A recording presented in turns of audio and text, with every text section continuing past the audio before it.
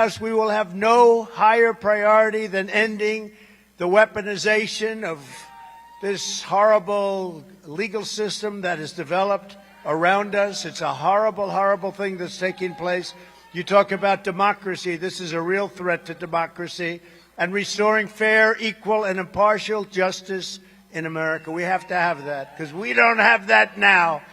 The decision yesterday in New York, you may have read about it. Crooked judge. He's a crooked judge. By a radical left-wing judge was a lawless and unconstitutional atrocity that sets fire to our laws like no one has ever seen in this country before. That happens in banana republics. It doesn't happen in this country. The case is a complete and total sham. It's a sham case. There were no victims, no defaults, no damages, no complaints, no nothing. There was nothing. The actual bankers who were involved in the loan transactions that were talked about testified at the trial. They said that Donald Trump was a highly sought-after whale. They called me a whale. I don't know if that's good or bad.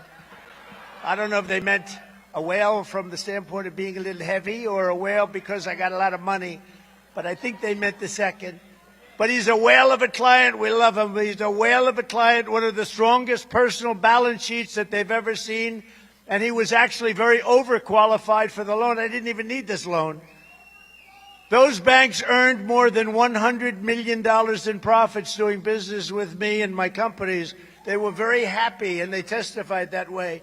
The expert witness, one of the most respected anywhere in the country, anywhere in the United States, said that my financial statements were the best that he's ever seen. That's not bad. The best that he's ever seen. This was a case of satisfied banks and insurance companies which made a lot of money dealing with me, and a lot of very happy money and good money.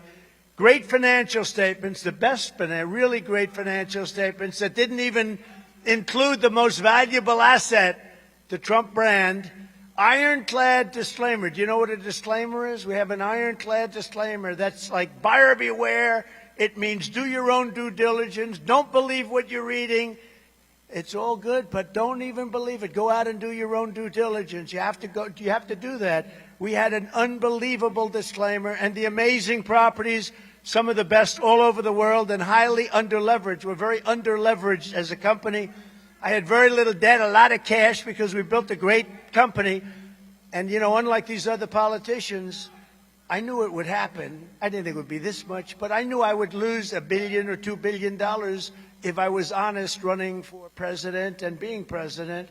And that's what I lost, maybe a couple of $1 billion. And it was the best thing I ever did, because we've made our country, we made it great. They've blown it, but we're going to make it greater than ever before. We're going to make it greater than ever before. But these other guys, they go in, they have no money. All of a sudden, they're rich. Look at Nancy Pelosi. She's worth like $150 million. The judge, one of the least respected in New York State, said that Mar-a-Lago in Palm Beach, Florida, now you don't really know too much about it, but it's very valuable real estate, let me put it that way, was worth $18 million in order to try to make his case. By doing that, he brought the values way down. He tried to make his case, when in actuality it's worth anywhere from 50 to 100 times that amount. And the appraisers say that. That's not me saying it. The biggest broker in Florida said it.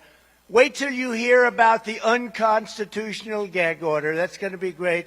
The this judge, he gagged. He doesn't want me to talk. You're not allowed to talk, because when you hear me talk, you'll say, oh, wow, this is a corrupt system. The case was brought under a consumer fraud statute that has never, ever been used before for this purpose.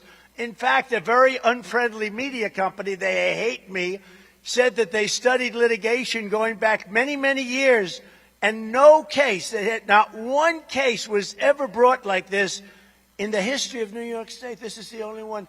I wonder if they were doing that for political purposes or for election interference.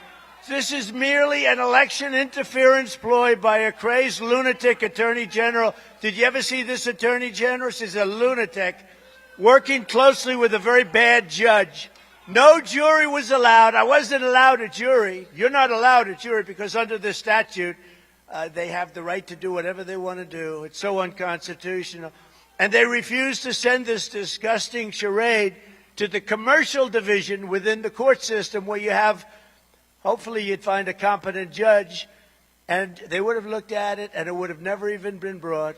The Democrat club-controlled Judge Engoron has already been reversed 4 times on this case alone. It's a record, never happened before. Every time we went up, he got reversed, and hopefully the whole thing is going to be thrown out in reverse. And if justice is anything in New York State, we'll win, because New York State's in a lot of problems. The judges and prosecutors that were dealing with me are essentially all the same, different wrappings, tone, manner, but always the same coordinated and overly nasty result. They are nasty. These are Democrats that definitely hate me. They hate you too, I have to tell you. Whether New York City or state, Fulton County, what do you think of Fani? What do you think, Fani? Huh? F-A-N-I. That's pronounced Fanny, but you're not allowed to say it. It's Fani. Oh, boy, oh, boy. That's Fulton County. That's Atlanta. Or Washington, D.C. The people couldn't care less about justice. These people, they're not looking for justice. They only care about how to stop crooked Joe Biden's political opponent, that's me, and how to inflict as much pain as possible. But here we are. They've been doing this for 7 years, and we won, we won twice, and now we're going to win a third time. We'll win a third time. And the second time, we did better than we did the first. There's no courtroom decorum or respect. You got to see these judges. They're screaming. They're like lunatics. There's no respect. There's no decorum, especially for someone that they know hasn't done anything wrong. We haven't done anything wrong. We've done nothing wrong.